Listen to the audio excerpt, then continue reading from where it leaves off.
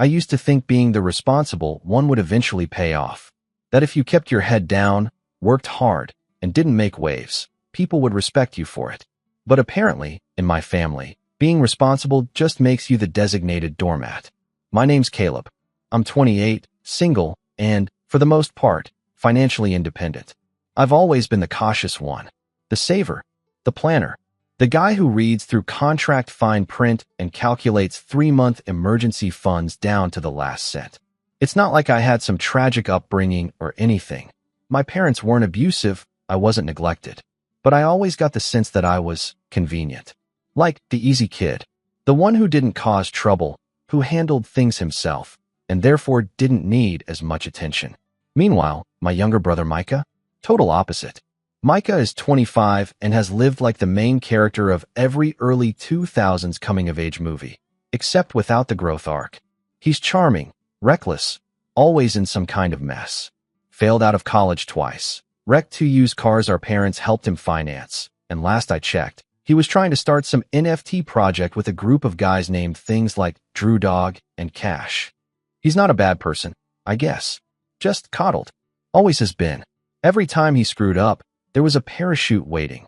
Usually stitched together by my parents' blind faith and just a touch of guilt over where they went wrong with him. I, on the other hand, was expected to figure things out. I did okay for myself. Landed a decent tech job out of college, moved to a small apartment 2 hours away, started saving. I wasn't rolling in it, but I had a safety net I built myself. Or at least I did, until last year. Around November, my lease was up. My company had just announced they were going fully remote, so I figured I'd save some money and come back home for a few months. Not because I was broke, just being smart. Rent was insane, and I figured I could stash away a bit more before buying a place of my own. I still remember the exact conversation I had with my mom when I floated the idea. "You're always so thoughtful, Caleb," she said, beaming like I'd won an award for most predictable son. "It'll be good to have you here. Just temporary, of course." Of course. There was a part of me that hesitated. Micah had just moved back in too. Something about taking time to refocus his energy, whatever that meant. But my parents had the space, and I figured I could survive a few months under the same roof as my brother. I had a plan. 6 months max, then out. I even joked with my dad that I'd cook twice a week as rent. He laughed, said they were just happy to help. When I moved in, I brought my savings account with me. I had about $31,000 saved up, not a fortune, but it represented years of side gigs, careful budgeting, and 0 vacations. I kept it in a high-yield account I managed myself. But one afternoon, about 2 weeks in, my mom came into the living room holding a letter in her hand, visibly shaken. Something about the house insurance needing to be paid up front due to a change in their policy. I don't know if it was legit or not. It probably was, but she looked panicked. "We'll figure it out," she kept saying. "We always do." She wasn't asking me for anything, but the guilt hit hard. And honestly, I wanted to help. They'd let me move back. They were feeding me, letting me use their Wi-Fi and space. So that night over dinner, I offered, "Look, I've got a good amount saved up. If you guys need a cushion while I'm here, I can front you something. Just let me know what you need. I'll treat it like storage. I don't need to touch it for a while." My dad looked surprised. My mom got misty-eyed. Micah, who had been silently scrolling through TikTok the entire meal, muttered something about me, trying to buy favorite child points. I ignored it. 2 days later, my mom gently asked if I could move the money over so she and dad could manage it while I was under their roof. "Just so it's all in one place," she said. "We'll treat it like it's in a safe. You can ask for it back whenever you need it." I hesitated. But again, they were my parents. What reason would they have to lie? So I transferred the full $31,187.54 to their joint account. That's when the little thing started. Micah would borrow my headphones and leave them in the bathroom. My mom would ask me to keep an eye on him, just in case he's having a rough day. My dad would nod along when Micah snapped at me over nothing, only to pull me aside later and say, "You know how your brother is. Try not to poke him." I told myself it was temporary. I kept working my remote job, stayed quiet, and kept my eyes on the prize. Build a down payment, move out, get back to living like an adult. But when I finally told them I was looking at listings a few months later, things got weird. "That's exciting," my mom said, a little too fast. But don't feel like you have to rush out. You're not a burden. Yeah, Micah added with a smirk. At least someone's saving money by living here. The way he said it made something in me pause. Later that night, I looked over my finances again. I'd kept a separate spreadsheet tracking what I gave them and when, just in case. But I hadn't asked about the money since I gave it over. Honestly, I didn't want to seem greedy. That was always Micah's territory. He was the one who asked for rides, cash, favors. I was the good one, the helpful one, until I wasn't. It happened yesterday. We were sitting in the backyard, just me, Mom, and Dad. Micah was out networking, which probably meant mooching off someone else's Netflix. I just finished a long work week and had finally decided to start the apartment hunt for Rael. So casually, like it was no big deal, I asked, "Hey, so I think I'm going to need to pull some of that savings soon. I'm looking at places starting next week." I expected a nod, maybe a sure, we'll get that transferred. Instead, my mom froze. Like, actually froze, mid-sip of her coffee, eyes wide, hand trembling just a bit. My dad looked down at his shoes, then cleared his throat. We thought your brother needed it more." I stared at him. "What?" "The money," he said again, like I'd misheard him the first time. "Micah. Well, he's been having a hard time. He wanted to start that side project. He's been struggling. And since you weren't using the savings, and we figured you'd be okay, we thought it made sense to help him get on his feet." I didn't speak. I couldn't. He didn't want to work some fast food job while he was building his brand, Mom added quickly, almost like she was defending him from me. "And you're so careful, Caleb. We knew you'd bounce back." I asked, finally, because I needed to hear it out loud. "You gave him all of it?" They didn't answer. They didn't need to. I stood up and walked inside. And that's when I saw him. Micah, back earlier than expected, sitting on the couch with his feet on the coffee table, watching YouTube videos on passive income strategies. He saw me, grinned. "Thanks for the seed money, bro," he said, like it was a joke. I said nothing. Not yet. But in that moment, something inside me shifted. Not just the anger, not just the betrayal. Something deeper, colder, sharper. I'm done being the convenient one, the reliable one, the background character in Micah's story. They think I'll just accept this? That I'll roll over because I always have. Let them think that. Because what they don't know is, I've already started planning. And I promise you, they're going to regret ever choosing him over me. Badly. It's strange how quickly your perception of people can shift. One minute, they're your family. The next, they're strangers you can't trust with a single cent or a single word. Ever since that backyard conversation, something in me has felt permanently off. Like my skin doesn't quite fit right. I used to think coming back home was a calculated, temporary move. Now it feels like I walked straight into a trap. I didn't say a word to anyone that night. Not my parents. Not Micah. I shut myself in my old bedroom and just sat there, staring at the walls. It was still decorated with faded posters and dusty trophies from high school, like a time capsule of someone more hopeful. Someone who believed being dependable meant being valued. I remember thinking, they didn't even ask me. Not once. They just decided I didn't need it. And maybe worse, they didn't even seem sorry. The next morning, I went through the motions. Logged into work. Answered emails. Kept my face neutral. But everything felt heavier. Slower. I could hear Micah in the living room, talking loudly on the phone about some collab and a new branding opportunity. My mom passed me a plate of toast like nothing had happened. Like they hadn't wiped out years of my hard work in a single impulsive move. That was when the resentment really started to seep in. Not just toward Micah. Toward them. They didn't help him. They enabled him. They funded his laziness, his arrogance. And they used my savings to do it. I tried to confront them again. Calmly. I waited until dinner, when everyone was sitting together, and brought it up without anger, just confusion. "I still don't understand how that decision was made," I said. "You didn't even tell me. You just gave him the money and assumed I'd be fine with it." My mom looked up from her plate, eyes already watering like she was the victim. "We didn't assume, Caleb. We thought you'd understand." Micah scoffed. "Oh my God, are we still on this?" Dad put a hand up. "Let's not fight. It was a tough call. Your brother needed it. You didn't. That wasn't your call to make," I said, finally letting my voice sharpen. "That was my money. You should have asked. Or at the very least, told me." Micah laughed, shaking his head. "You act like you're some kind of martyr. You lived here for free, remember? They cooked for you, did your laundry. I didn't ask for any of that.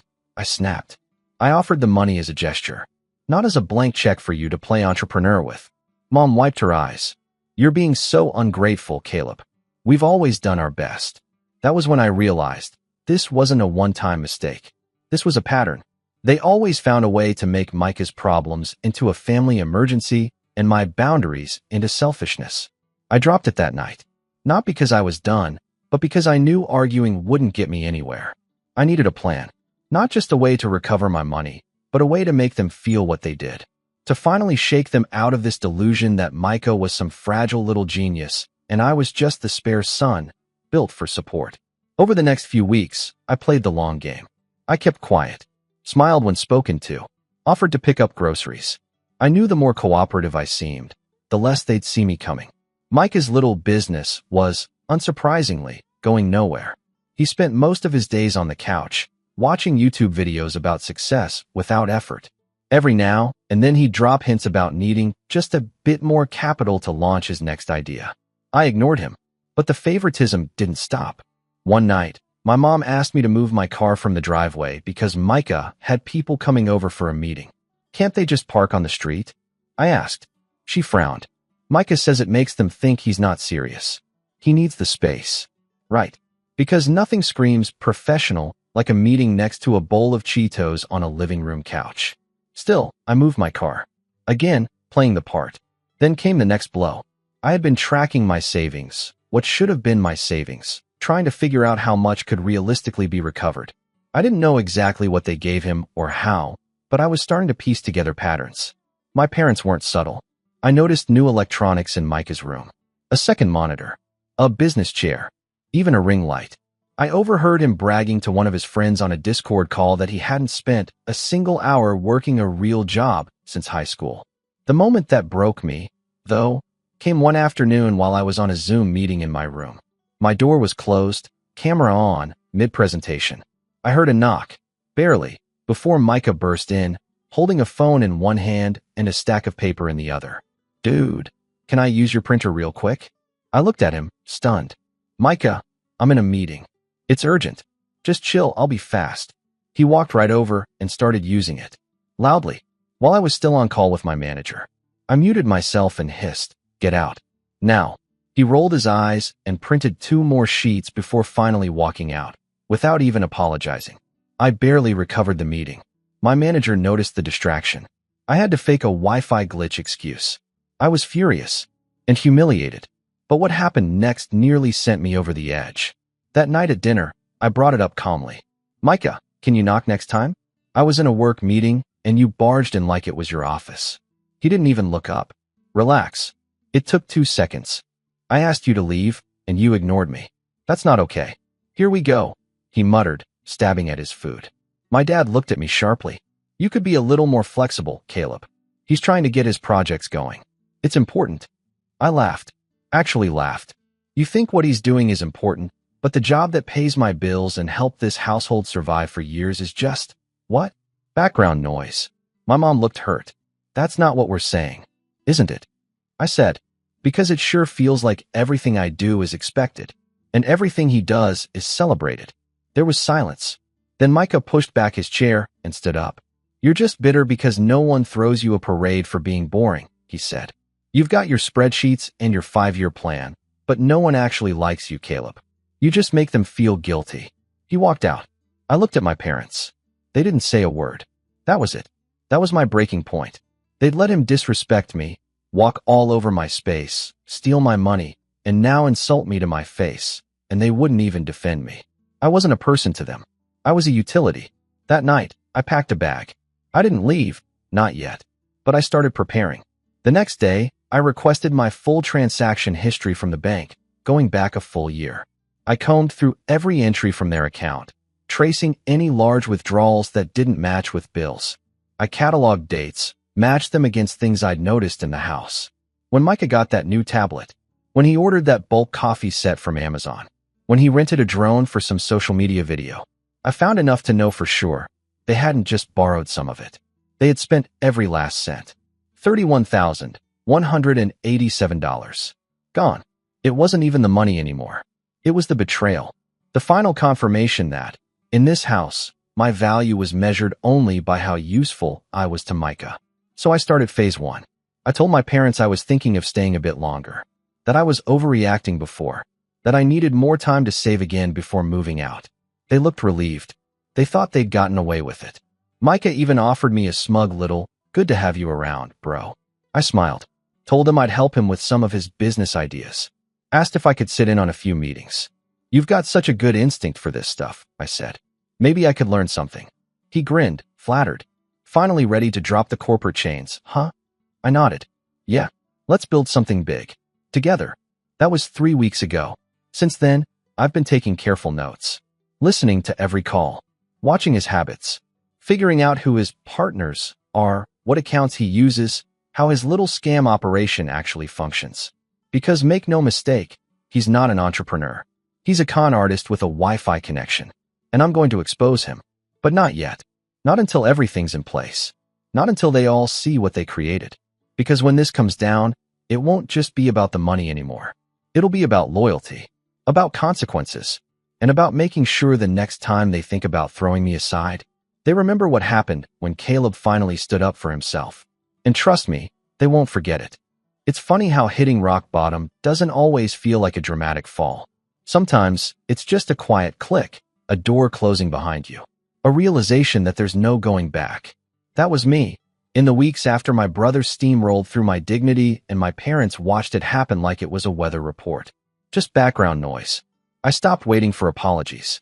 Stopped expecting explanations. I wasn't part of the family in the way I thought. I was a resource they had drained, and now that I was empty, they were moving on. I hit bottom slowly. Not with a crash, but with a suffocating stillness. I'd wake up in the room I used to dream in as a kid and feel like a ghost. Every morning started with the same thought. You gave everything to people who would never do the same for you. And every day, I'd push it down just enough to function. Log into work. Keep my head down. Play nice. They thought I was over it. My dad even joked once, "You're starting to smile again, Caleb." I wanted to ask him what there was to smile about, but I didn't. I just nodded, shoved my hands deeper into my hoodie, and said, "Yeah, I'm getting there." I wasn't. Not really. I barely slept. The weight of betrayal sits heavy on your chest at night. My mind would loop through everything. Every time I covered for Micah growing up, every award my parents forgot to show up to, every time they told me I was the reliable one. I realized I had been trained to be useful, not loved. And the worst part? I let it happen. But something changed the night I went for a walk. I needed air. Real air, not the recycled, tense atmosphere of the house. It was past midnight, cold enough to sting, and the street was silent. I walked without a destination, just hoping movement would quiet the noise in my head. That's when I saw the old community center. It was barely lit, just one flickering light above the entrance, but the sign on the door caught my eye. Coding Club, seeking mentors. Apply inside. I don't know why I went in. Maybe I wanted to prove to myself I still had value. Maybe I just didn't want to go home. The place was empty except for a janitor sweeping the hallway. He pointed me to a sign-up clipboard. No interviews. Just a short form and a list of software languages. I filled it out on autopilot. Python, Java, a little HTML. My hands shook a little when I dropped the pen. The next week, they called. It started as one evening a week. Then 2. I'd sit with teens trying to learn code. Some of them curious, some of them quiet, some of them smarter than I ever was at their age. And for the first time in months, I felt visible. Useful in a way that didn't involve sacrificing myself. There was one kid, Nathan, 15, barely spoke for the first 3 sessions. But I noticed he kept tinkering with a simple game engine I'd shown the class. So I stayed late one night, pulled up a few scripts, and said, "Hey, want to try adding collision detection?" His eyes lit up. It was like watching a locked door swing open. That moment meant more to me than any fake smile Micah had ever given me. I didn't tell my parents about the mentoring. I didn't tell anyone. It wasn't for them. It was mine. Meanwhile, Micah was spiraling in the most obnoxious way possible. His business had pivoted again. First it was digital art, then personal branding. Now it was something about selling a lifestyle course for people who lacked clarity. He'd taken over the living room, turned it into his studio with LED lights and a whiteboard he never actually used. I watched him record videos about achieving success with money he didn't earn and advice he didn't follow. He was convinced he was blowing up, kept bragging about his engagement rates and brand deals in the pipeline. But the cracks were forming. He wasn't getting the traction he claimed. I caught him editing fake comments onto his videos. Heard him on the phone asking for deadline extensions on bills. Then one morning, I overheard my mom offering to dip into their retirement fund just to float him until next month. That's when I knew the well was drying up. They were still pouring into him. Even now, that could have been the part that broke me all over again. But it didn't, because something was changing. I was climbing. Quietly, carefully. I started freelancing again. Small stuff, code cleanup, app testing, occasional UX redesigns. I didn't need the money right away, but I wanted it flowing. And I wanted something else too, separation. Every dollar I earned was another step out of the grave they'd helped bury me in. I reactivated an old domain I'd purchased years ago, kaylabuilds.com, and started posting small dev tutorials and walkthroughs. No big plan, just putting knowledge out there. 2 weeks in, one of my posts about streamlining backend architecture went viral on Reddit. Someone from a mid-tier startup reached out for a consultation. They paid me $900 for a 2-hour call. I didn't tell anyone. I just updated my spreadsheet and kept going. The money wasn't the point. It was the ownership, the privacy. For the first time since I came back home, I had something that was mine again. And then came the catalyst. Micah announced he was hosting a launch party in the backyard for his course. Soft launch, he called it, which I think was code for please clap. My parents were all in. Mom made snacks. Dad helped string up lights. I stayed out of the way. I wasn't invited. The night of the party, I heard the laughter from my room.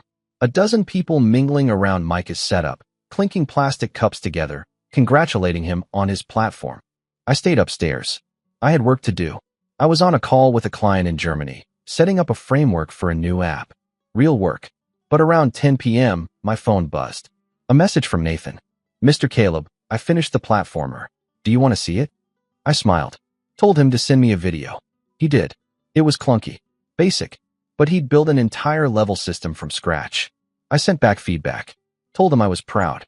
He sent a smiley face and said, I didn't think I could do this until you helped. That was it for me. The tipping point. The moment the fog lifted. Micah had a dozen people clapping for a project he didn't build. But I had one kid who believed because of me. That mattered more than any party. Any stolen savings. Any twisted family loyalty. From that point on, I was done hiding. Done playing neutral. I didn't need to argue with my parents about what they'd done. I didn't need to fight Micah for respect he'd never earned. I had my own path now. I got approved for a new apartment 2 weeks later. Small place. 3rd floor.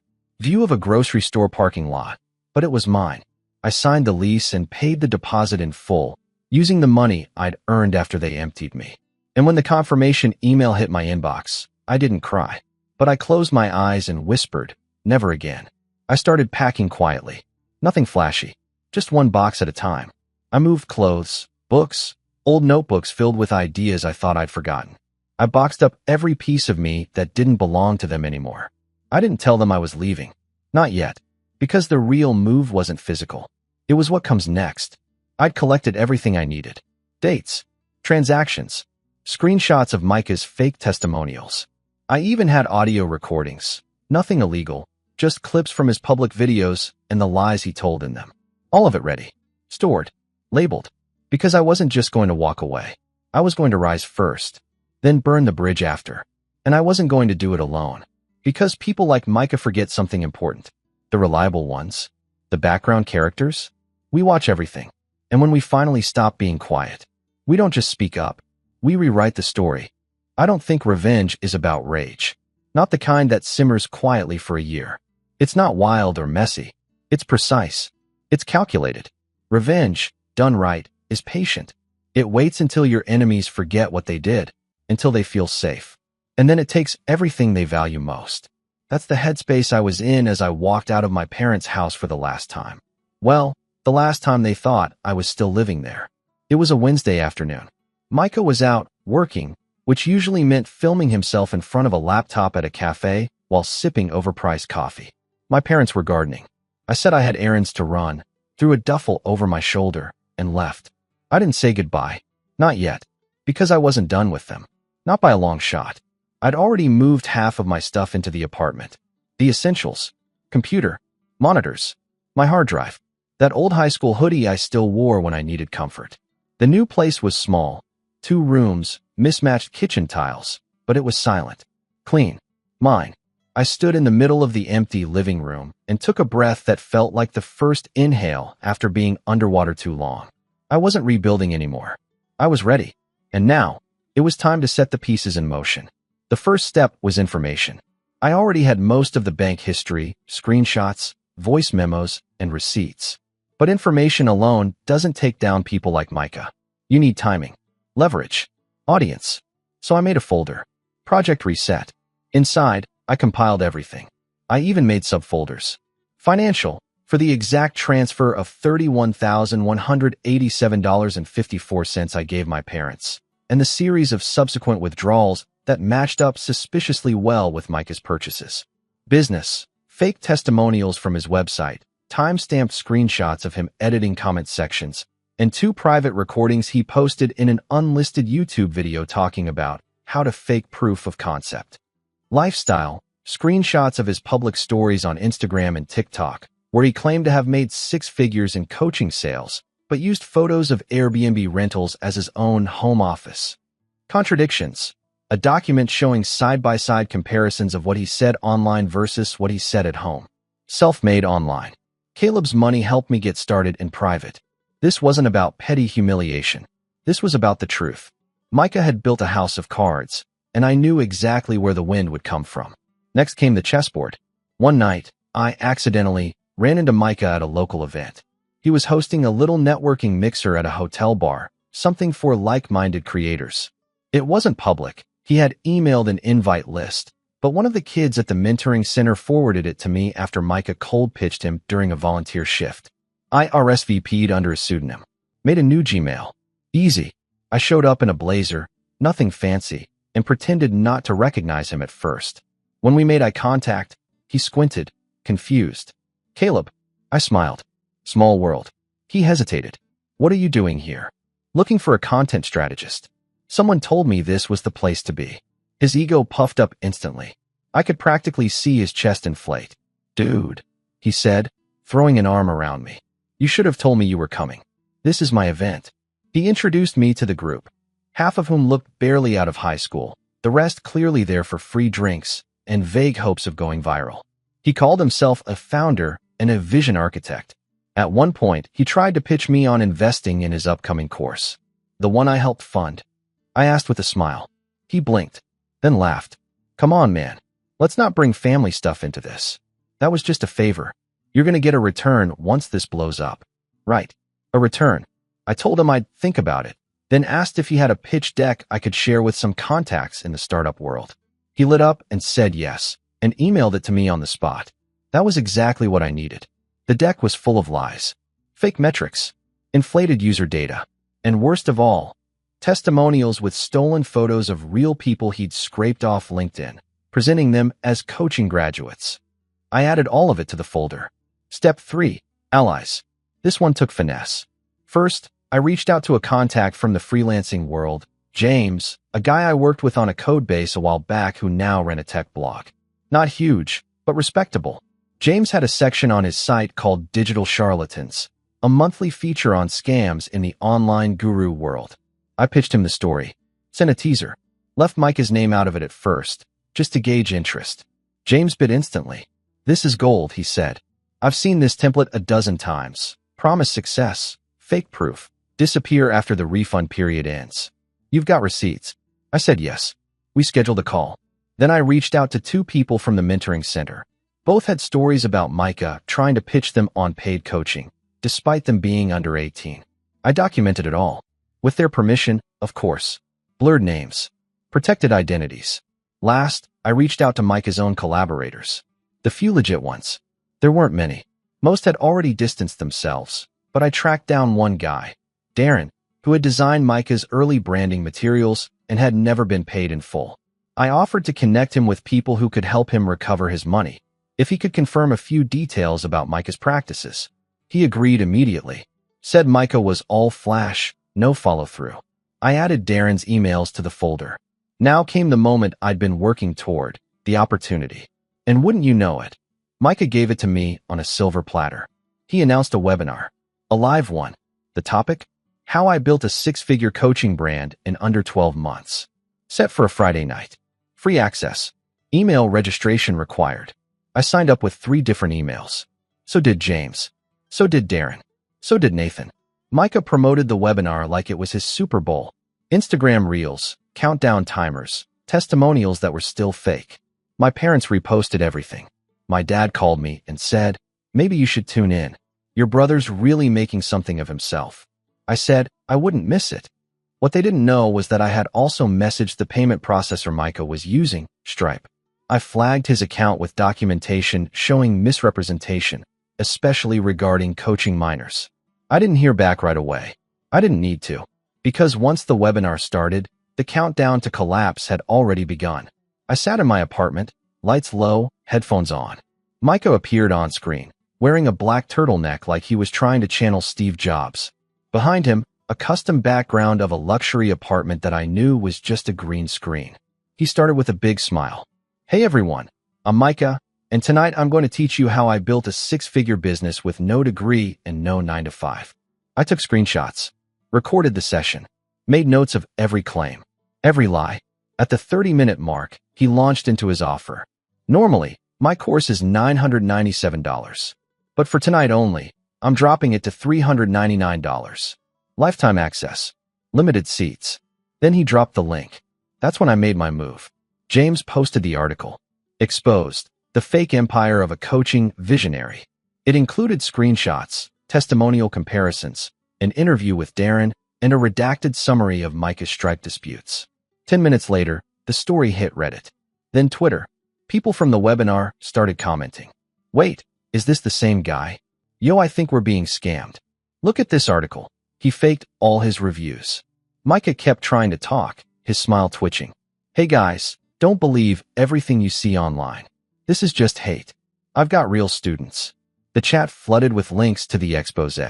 And then his stream froze. I grinned. He came back a moment later, visibly shaken. "We're having some technical issues. Please bear with me." But it was too late. The seeds were planted. The truth was out.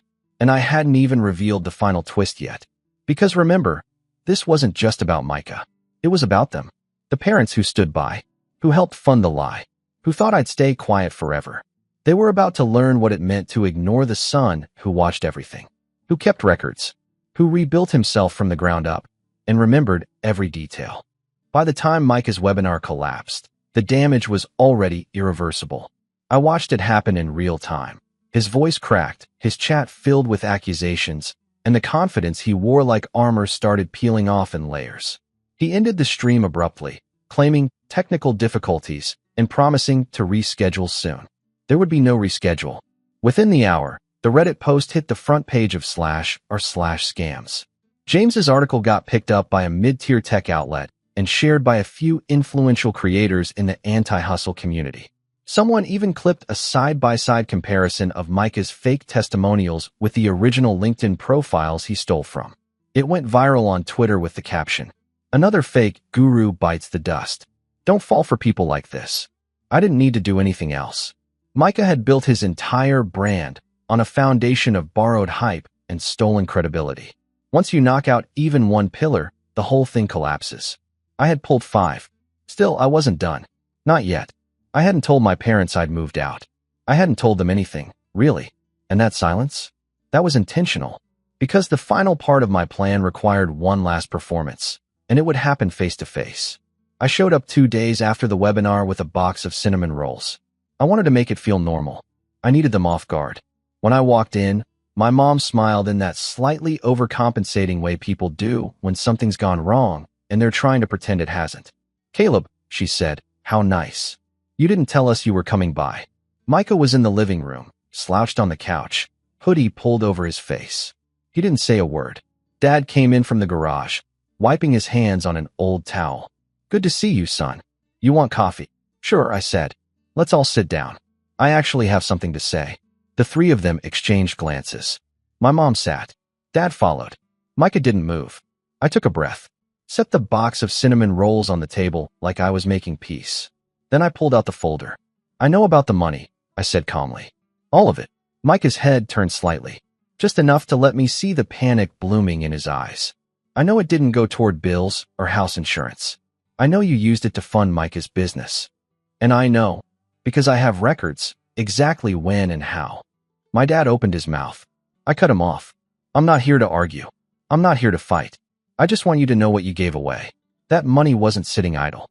It was earmarked. I was going to use it to start my own company. Something real. Something I've actually been building in the background while living here. My mom blinked. You've been? Yes. And that company is now live. And profitable. And fully mine. I turned to Micah. But here's the thing. I've also been collecting proof. Of every lie you've told. Every fake testimonial. Every kid you pitched a course to. Every payment you accepted under false pretenses. He stood up. You don't get to play judge, Caleb. This isn't a court. No, I said.